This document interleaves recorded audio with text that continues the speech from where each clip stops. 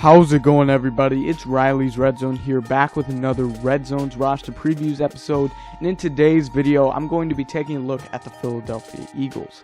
In this series, I reveal the teams from what I think is the worst team to what I think is the best team. So the Eagles come in at number 25. It's basically my power rankings. You can see all the previous episodes in that corner there.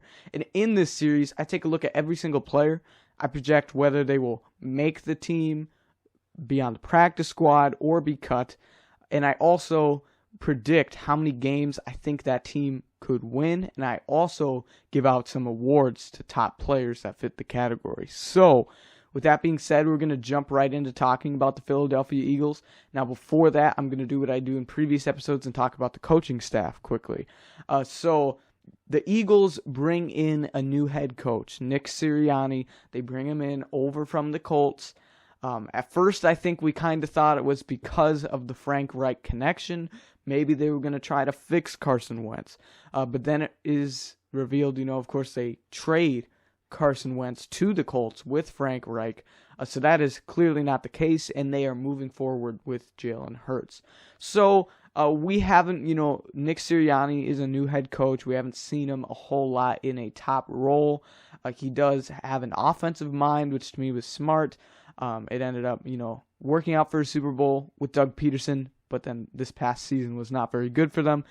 So I don't think he's going to be an elite play caller right away, but I do think it was a smart idea to get somebody from a good coaching tree who some of the players are even familiar with, and maybe have a high-powered offense, potentially. So that's it for Nick Sirianni. So with that being said, let's start talking about the players. And as I mentioned, Jalen Hurts is this team's quarterback. So let's start talking about the quarterbacks. Starting with Jalen Hurts, of course, we're looking for him to make that jump, for year two. He didn't get much playing time last year, but when he did, he was decent. They picked him in the second round. Was a little bit shocking with Carson Wentz, who was already there. They eventually bench Wentz for Jalen Hurts, and he did okay, as I said. But then he ended up, in the last game being benched for Nate Sudfeld. I don't know what that whole plan was. But Jalen Hurts, to me, is a clear starter, and he will be moving forward. I personally like Jalen Hurts a lot.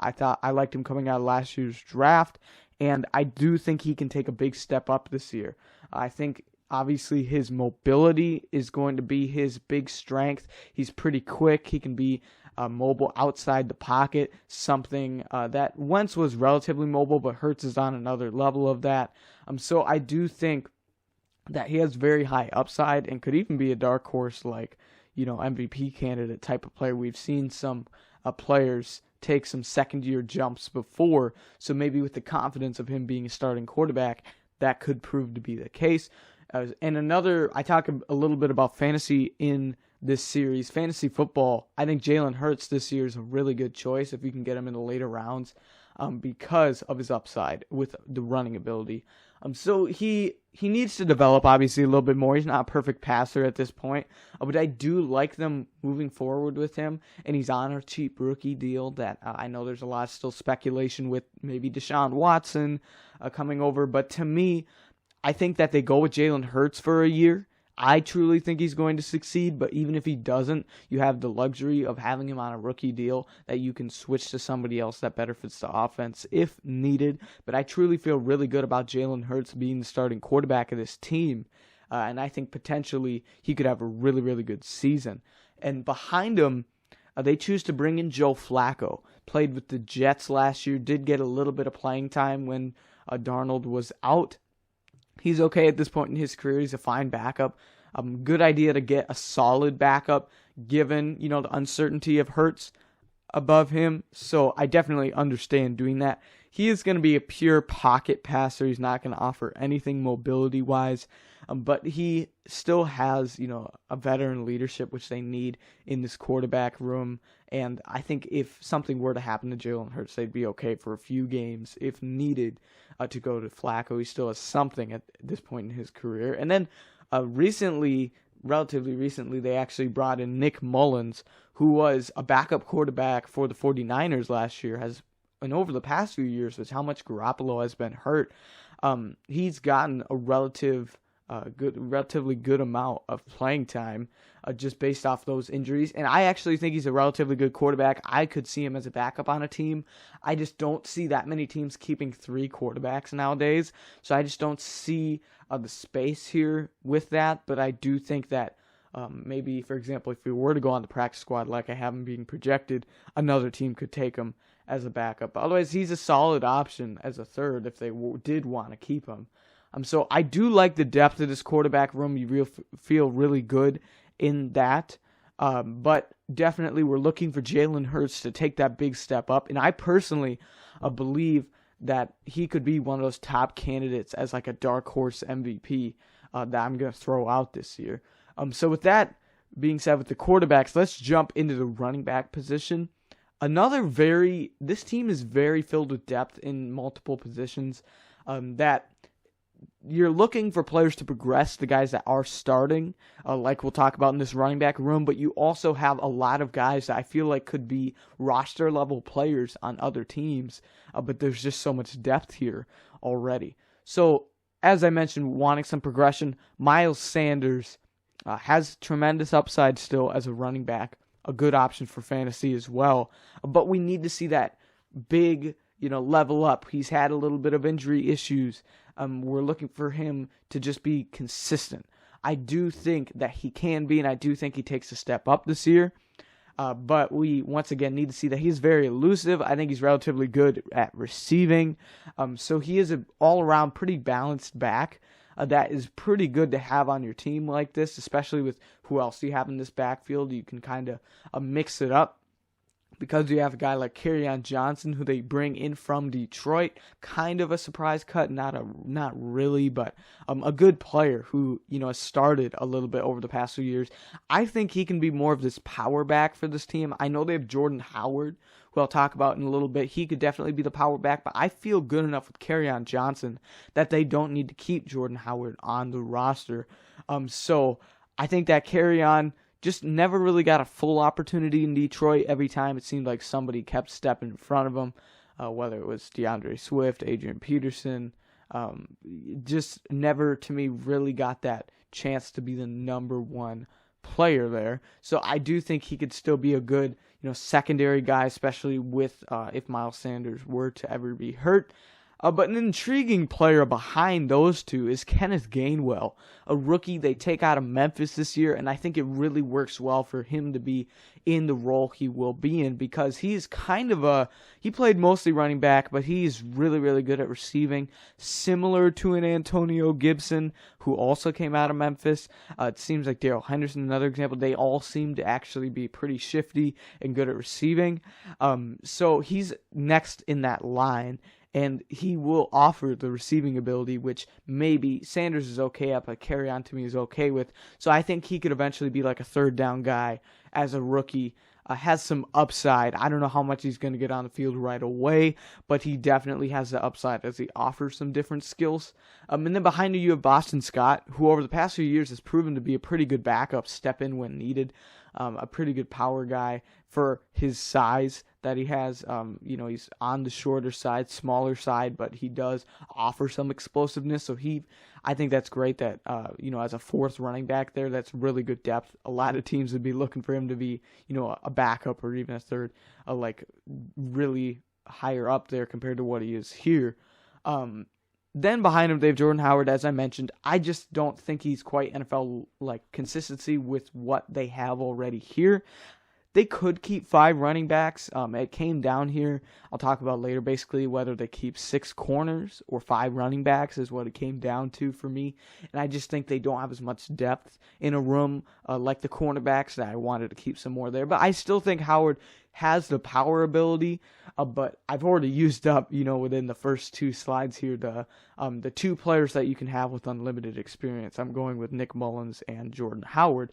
But if you choose maybe not to go with Howard as a practice squad player, either if you keep him on the roster or you cut him all together, they have a lot of young guys behind him that I'm personally not a huge fan of. Between Elijah Holyfield, just not very fast at all. And then Jason Huntley was kind of even a shock. He was drafted last year for the Lions, and he comes over here. I do like Adrian Killins out of UCF. He's pretty quick and has some ability in the receiving game, so I feel like he could be the most likely out of those three to make the practice squad. But I overall like this running back room. Same thing with the quarterback, where you may be looking for a little step up, but the depth is just phenomenal here. And they have guys to fit, different roles on this team. The explosiveness of Sanders and the power of Carry-On, and then the receiving ability of Gainwell. You overall have a really balanced room with a lot of star players in it potentially. So going with the offense here, keep going with it. We're going to jump to the wide receivers. And young group here, right? I mean, all of these guys, I think the most experienced player is, I think, either Fulgham or Greg Ward, which, do not have a whole ton of experience here. So a young room, but that means the upside is pretty high. And I can talk about Devontae Smith. I was probably in the minority purely watching the film, and I talked about this in the Bengals episode. It was really close between him and Jamar Chase for me. I said straight up, depending on the team, is who you take first. If you're looking for a physical guy, a pure number one receiver, like the Bengals needed, they needed a guy like Jamar Chase, so I understood that. But from purely watching the film and who is more explosive, I had Devontae Smith as my number one receiver in this draft. Now, I don't know if he's going to be really successful right away on this team. It was a great value. I wanted him to be a number two receiver right away, and then, step into that number one role within a year or two, kind of like what Waddle is stepping into over in Miami. So I wanted that for him, but from a pure football player standpoint, yes, his size is not great. He has a small frame, which could potentially lead to injuries. But from a pure football player standpoint, I had him as the best receiver in this draft. He's so explosive. The deep speed is phenomenal. He's great after catch. For his size, he can jump up and make some explosive plays, which you don't see from guys his size that often. And I truly think just overall his routes is what makes his player. He is so phenomenal at running routes. And specifically, there were so many plays that I'd see where he'd run comebacks, where he'd be running up the field, making the defender think he's going all the way, and on a dime, in a split second, just cut backwards and be wide open for a comeback route, and corners, and all this phenomenal plays that we saw from him with his ability to just cut around the field. So I do think he is going to be elite, especially since, he might have his Alabama quarterback with Jalen Hurts. So I do think that he is going to be the leader in this team in the future. Like I said, he might not prove to be a number one receiver year one, but he's purely the best receiver in this room. And within a few years, I think he could be a top 10 wide receiver in this league. You also have Jalen Reagor, who kind of is the opposite story. He did not perform well as a rookie last year. They picked him over multiple players. It does not look good. I didn't love that pick when it happened. And, right now, obviously, it doesn't look great. But I'm not fully off of the train for Jalen Reagor here. I think he still offers some speed. And when he's on the field, I think he can still be explosive given the right opportunities. And so I'm not fully out on him yet, and I'll talk about it later, perhaps a hint at an award. I truly think he can take a step up this year, being, if you have trusted him to be the number two. You also have Travis Fulgham, who showed last year at times to actually be pretty good. They picked him off of waivers, from the Lions a while ago, and he ended up proving to be a pretty good player for the Eagles here. He overall has a mixed bag of tricks, and I think he's really good at catching jump balls, and that's what they needed him for last year, just to be a consistent receiver with how many injuries they had. And so if Reagor does not take a step up this year, you have Travis Fulgham to be a solid veteran presence there, if needed. So you have him. You also have Greg Ward, right? A converted quarterback out of Houston a few years ago. I think he actually led this team in receptions or targets last year, which is just crazy. That just proves how many injuries they had. And, they got rid of a lot of players that were on this team last year at the wide receiver room, like Alshon Jeffrey, Deshaun Jackson. So they get rid of players. And Greg Ward is another kind of solid option if Rager is not working out to be a pretty good receiver. I don't love his upside at this point, but he can at least be a rotational player. Then J.J. Arcega-Whiteside has just not turned out at all. I think a lot of people didn't love that pick. Taking him over DK Metcalf was a huge one, huge swing and a miss. I think he only has like one touchdown possibly, and I think it was like a fumble recovery touchdown. It just not doing anything. And this is it for him. If he were to not, perform well this camp, I truly think Hightower and Watkins could just take that spot, and you can let go of Arcega-Whiteside. Now, I don't know if anybody would trade for him, but you've already picked two receivers in the top round since then, but you picked, Hightower and Watkins after you picked Arcega-Whiteside in the second round. So he just has not proven anything, and his time is ticking. But like I said, you have John Hightower, who they chose last year, and I did like him coming out of Boise State, and he does offer some upside, and I do think he's pretty much a lock to make this team. Like I said, he could even be above Arcega-Whiteside. And also keep an eye out for Kez Watkins. I have him making the practice squad, but he was another one that I almost put on the roster instead of like a sixth corner. He offers a lot of speed, which, I think your top guys on this roster, between Smith and Rager, have some speed. But then maybe, if Arcega-Whiteside, once again, Watkins could make the team instead. I have them cutting Michael Walker and Jamon Osborne. I just think that this room is really good with potential, right? You have some, if you're looking for some step ups from Jalen Rager specifically, and maybe if there's anything left in Arcega-Whiteside, I kind of doubt it at this point. But Devontae Smith, to me, is going to be the leader in this room.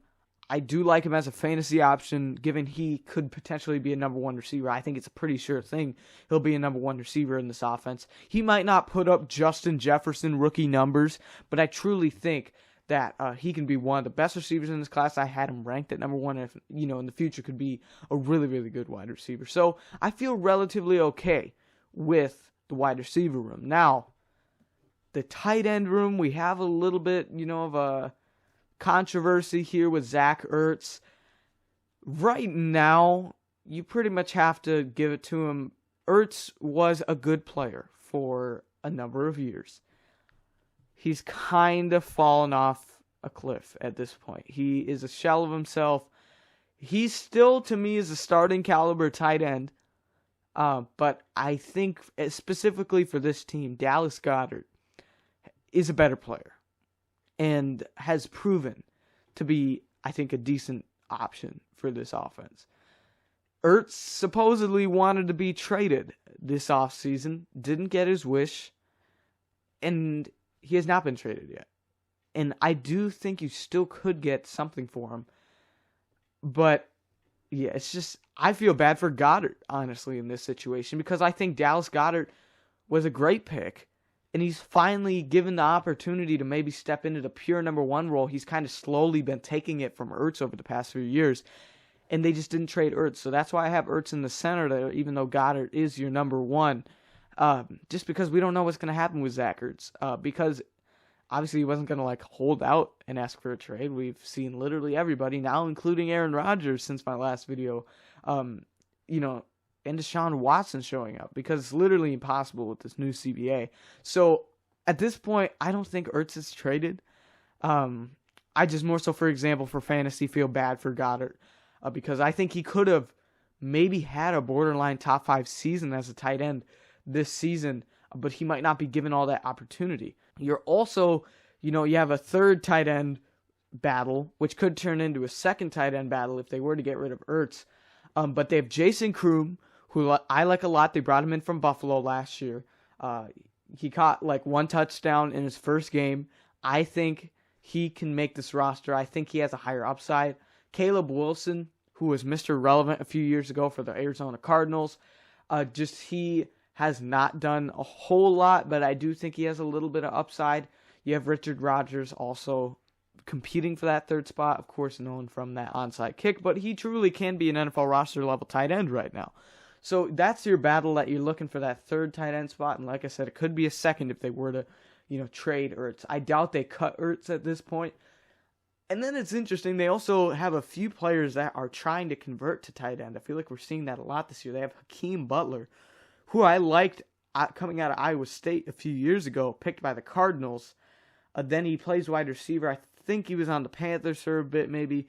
And then they're trying him out at tight end here. I just don't think he makes it. It's kind of smart, though. He's a bigger guy. And they also do the same with Tyree Jackson, who was a quarterback out of Buffalo, pretty highly rated going into the draft, potential day 2 guy, ends up going undrafted, just can't make it anywhere. So he, didn't really make it as a player, as a quarterback, so he's out for a bit. Now they bring him in as a tight end. Now I don't think he's roster level, and I have Jack Stoll being cut as well. But this is a decent tight end room. Its upside is not bad.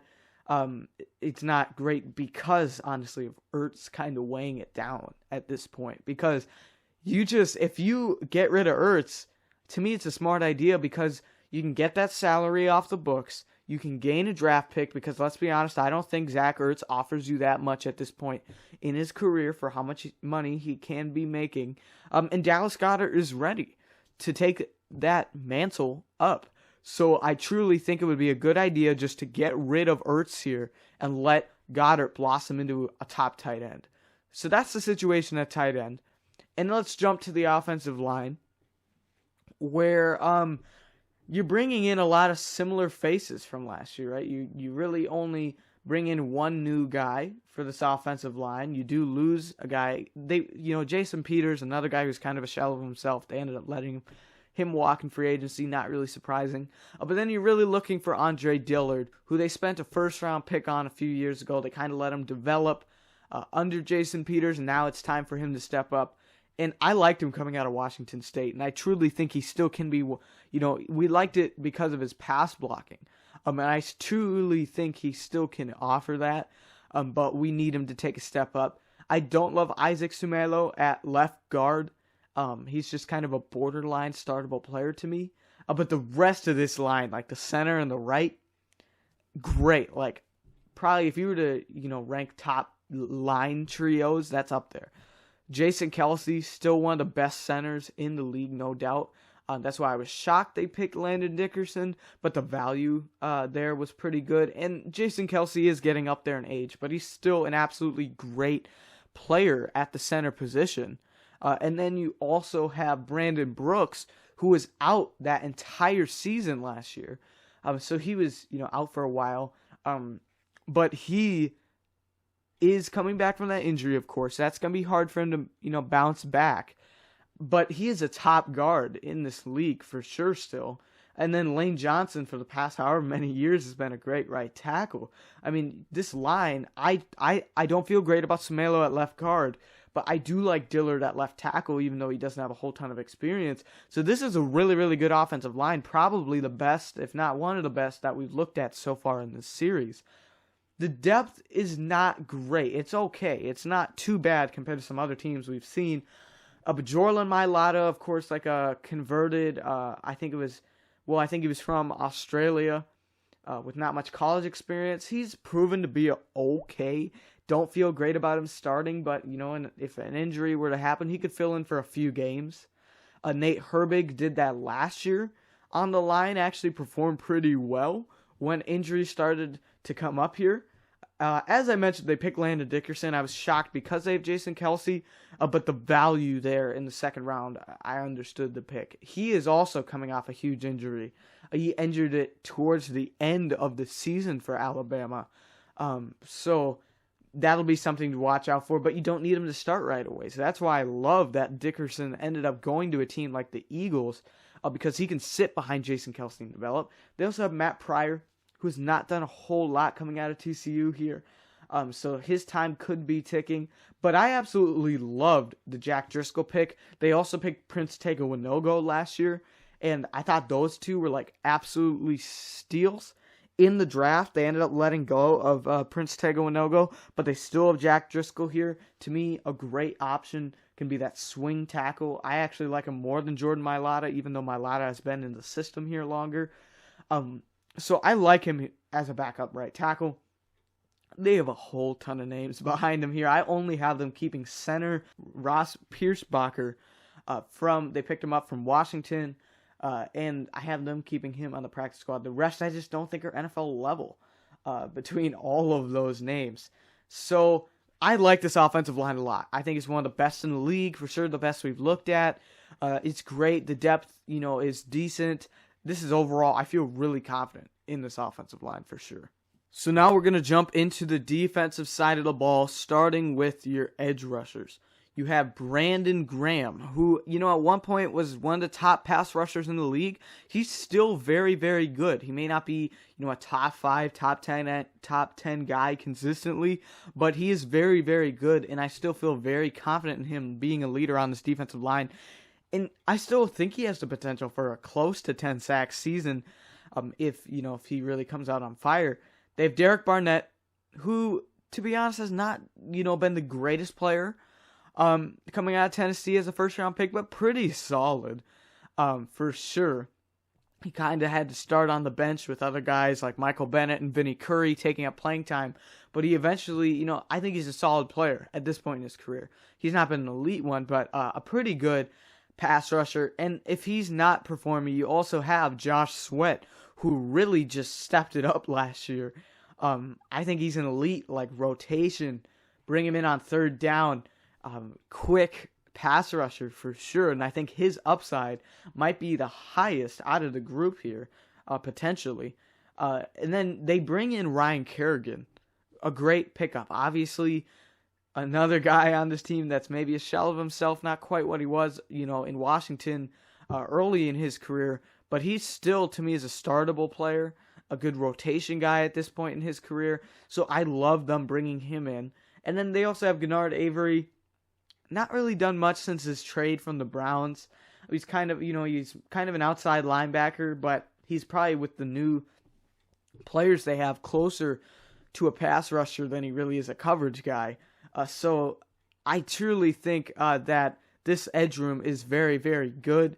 The upside is there. Just the ability that I think this team proved it a few years ago when they spent so much capital on their defensive line. That's how they won a Super Bowl. Bringing in all that capital. They already had, Brandon Graham, Michael Bennett. But then when you have guys like Vinny Curry and at the time Derek Barnett, that's how they were able to succeed, is having fresh legs consistently. And I think that bringing in a guy like Ryan Kerrigan and having guys like Josh Sweat are great. So this rotation for edge rushers is absolutely great, and I feel very, very good about it going into the season. And that continues with the defensive line. Once again, another position they're spending capital on. They have Fletcher Cox, who, another player, maybe not what he once was at this point in his career, but like a top, 5'10" nose tackle, defensive tackle. He truly is a great pass rusher from that spot, and I do think he still is one of the best players definitely on this roster. So I truly feel really, really good about that. And he still offers really, really good skills at this point in his career. And then last offseason, they choose to bring Javon Hargrave from Pittsburgh. I thought he was going to go out and get a big contract from a team that was, he was going to be a star. But no, Philadelphia once again proving they're willing to put capital into their trenches. Bring in Javon Hargrave, who's another probably top 20 defensive tackle. So their defensive line is absolutely loaded. I love the depth of it. It's absolutely great. And then another, you just keep going, putting in capital to Milton Williams, who they pick in the 3rd round this year, has some upside. So there's just more proof, they're bringing in more depth. They have 2 of the top 15, 20 defensive tackles, and they go out and get a guy on day 2. And then Hassan Ridgeway, they traded for from Indianapolis a few years ago. He's been not great since coming over there, but just more depth for this defensive tackle room. I do think you're going to have competition between him and T.Y. McGill for that veteran defensive tackle presence. But I have them keeping Marlon Tuipulotu from USC, who they picked this year in like the 6th round as a developmental guy. He could also compete with Ridgeway and McGill, I guess, as well. I liked Raekwon Williams as well coming out of Michigan State last year. I just don't think there's the room on this practice squad for him. But the defensive tackle room here is just great. Another, position you feel confident in because of their depth. That's what I like about this team. Their starting potential right now is not the best. They have a lot of aging guys, but they also are bringing in new players to step up for them. And having fresh legs is never bad in pretty much any position. So speaking of that, they bring in players at the linebacker position as we jump into that. If this team, this is the biggest weakness, in my opinion, on this entire team. I know it's been their secondary over the past few years. This is it now. Now, I love them bringing in Eric Wilson. I thought it was a great free agency signing. But you don't feel great in him being your number 1 linebacker. And I truly think he's the most talented. So once again, I love that. He's a startable player. Potentially, could be really, really good. But a great signing. But behind him, they just don't have much. And I would rather have Wilson be, a second outside linebacker.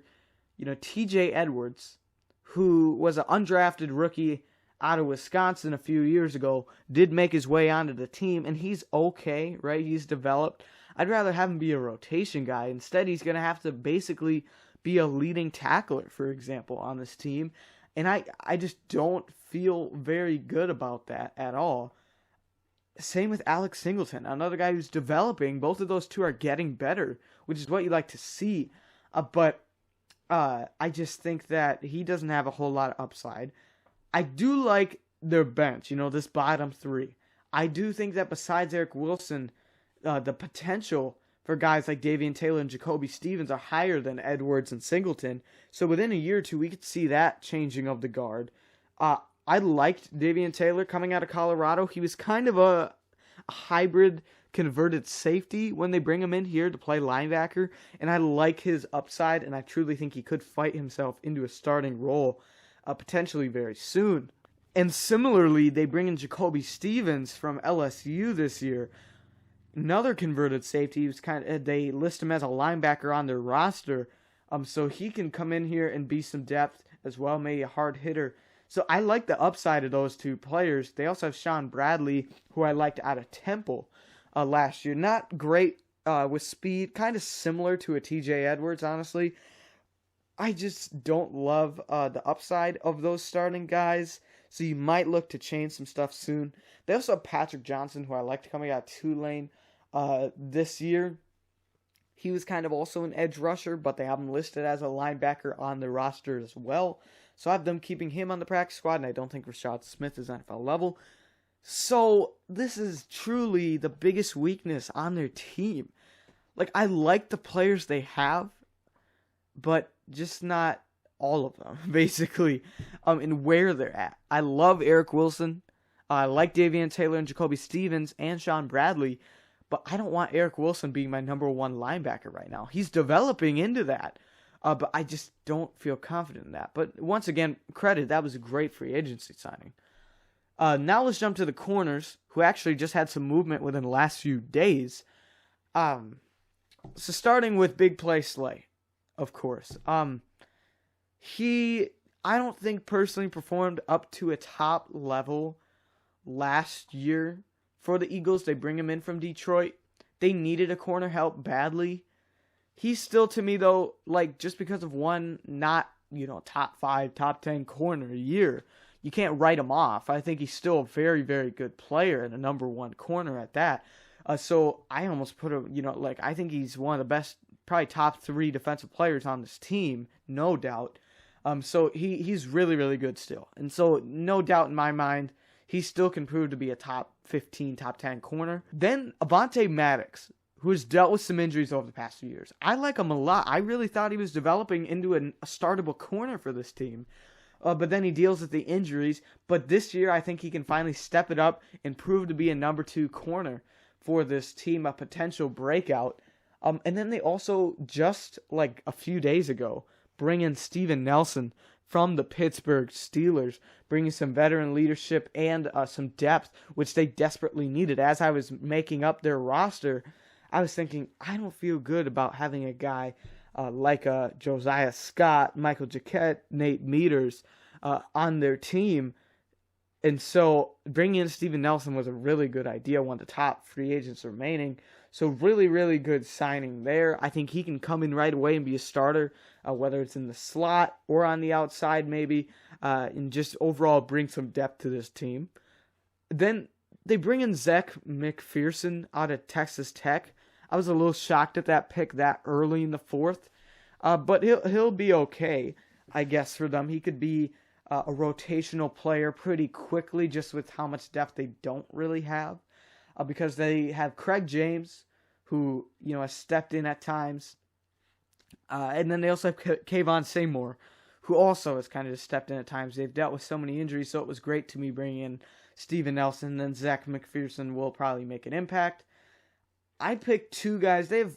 You'll have competition here for 1 or 2 practice squad, maybe even 3 practice squad spots between Josiah Scott, Labor Hill, Michael Jacquet, Nate Meters, and Grayland Arnold, and maybe even Shaquille Taylor. But I liked Josiah Scott coming out of Michigan State. As I mentioned in the last video, it was like one of the weirdest trades this offseason. They just flipped Josiah Scott from the Jaguars for, I think it was Jamison Houston of this team. Just kind of a random trade of 2 depth players. So I think that means they liked Josiah Scott last year. And, they technically gave up capital for him. I also, you could choose any of the other guys, but I like Labor Hill. Out of Michigan last year, he went undrafted. So maybe that means they don't trust him as much. But I truly think he is a pretty high upside for like maybe a borderline roster player. And as I mentioned, kind of all the other names, a big competition. A few of them had some playing time. I think it was Shaquille Taylor that maybe opted out of last season, so his chances are probably not great. But the other ones have had some experience on this team. So you're really going to have a big competition at that, 5th, 6th corner spot. So this corner room has steadily improved over the past few years. But if an injury were to happen, I do not feel great about the depth on this roster. I like the top now with Slay, Maddox, and Nelson as starters, and maybe McPherson as kind of a another guy. I like that, but behind him, if something were to happen, you're not looking good. So let's close out this defense with the safeties. Kind of some shifting here, few new names, starting with Anthony Harris, which if you're wondering who that picture is of, they bring him in from Minnesota for a relatively decent deal. He kind of sat on the market longer than I thought he was going to. He's a ball hawk, obviously looking for some interceptions. I, don't think he is what he was a few years ago. I kind of think he had a breakout season. He's still a startable guy at this point. But I like that they have, a guy like Rodney McLeod on the other side. So to me, you're looking at Harris being that coverage guy, and McLeod hopefully may be in the harder hitter. So that's what you have there. You also have Kevon Wallace, who I liked coming out of Clemson last year, so he could be in the rotation. They also bring in Andrew Adams, who I'm not a huge fan of, but I think they, went out and got him from Tampa Bay, who, he just won a Super Bowl, so he has some a winning experience which his team might need. It's, to me, though, between him and Marcus Epps, you're going to have a competition. Man, there's something about the Viking former secondary members on this team.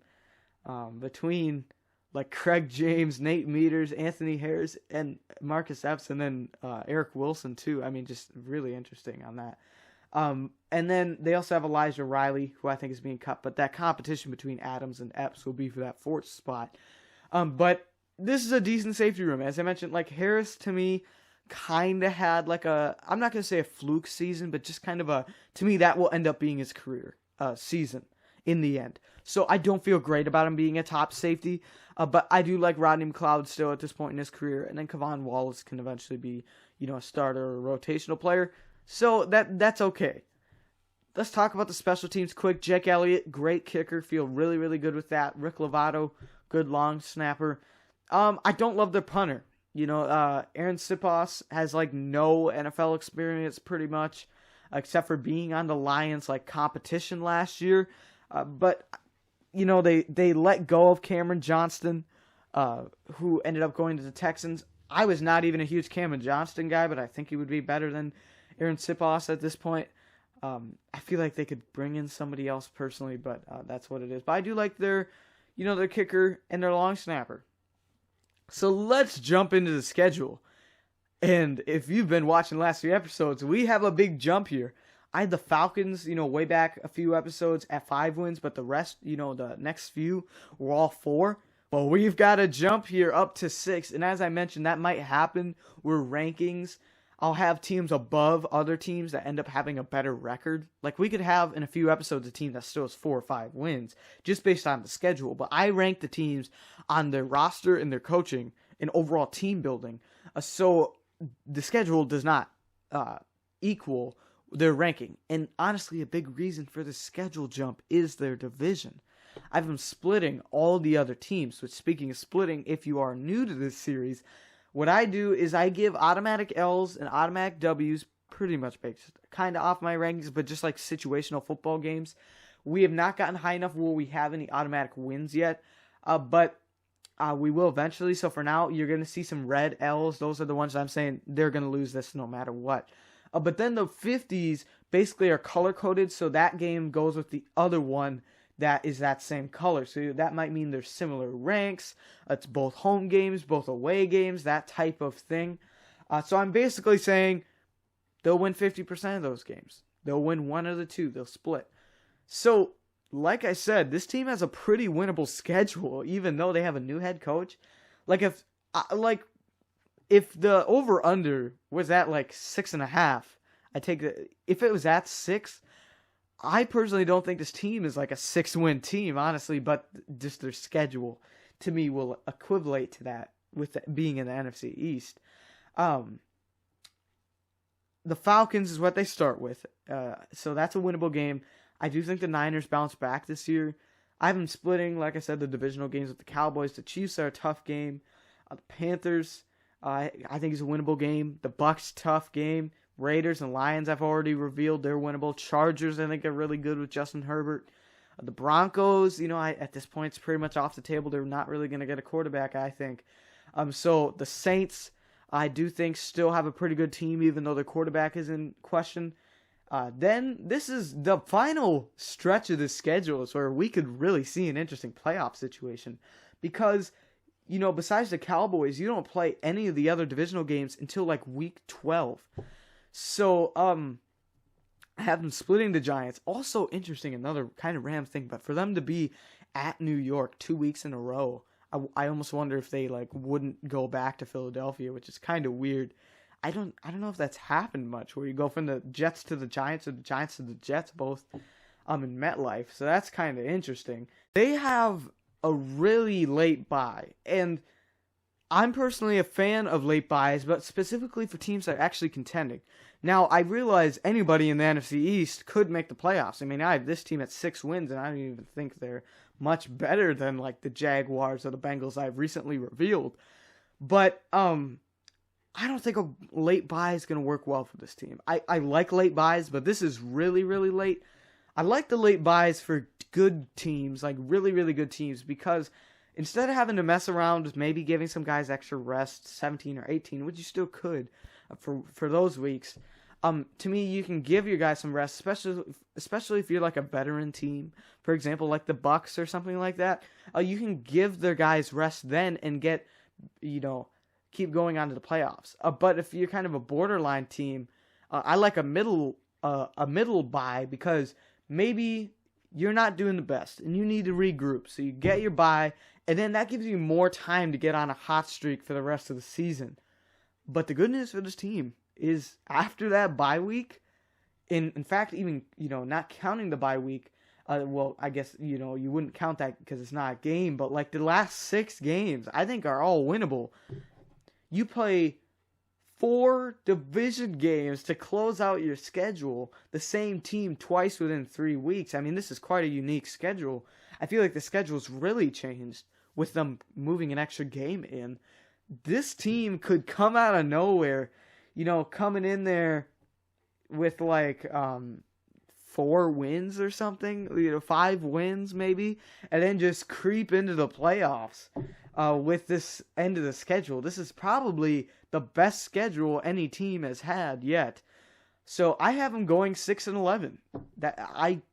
To be honest, don't think I would rate them as like a 5.5 win team, 5-win team, based on their roster right now. I do like Jalen Hurts' trajectory, his future, but at this very, very moment, I'm shocked, honestly, that I had the Eagles at 6 wins. I was like, is that correct?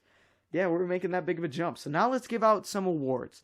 Starting with Jalen Hurts, Offensive Player of the Year to me. He's going to be a leader on this offense. As I mentioned, he's a dark horse MVP candidate. I'm going to say that straight up. I like Jalen Hurts a lot.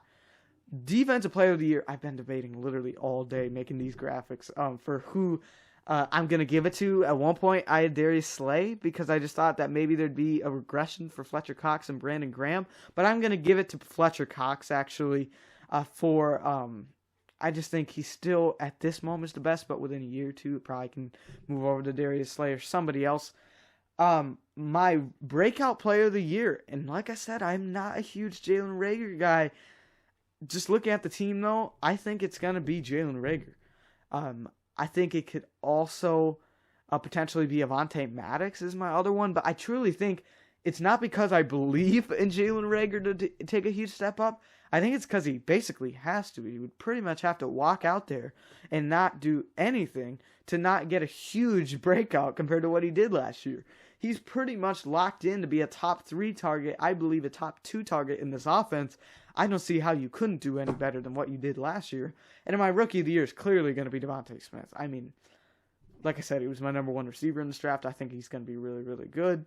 So thank you so much for watching this video. We're making it through the ranks. As I mentioned in the last one, we're still looking okay on the timetable right now.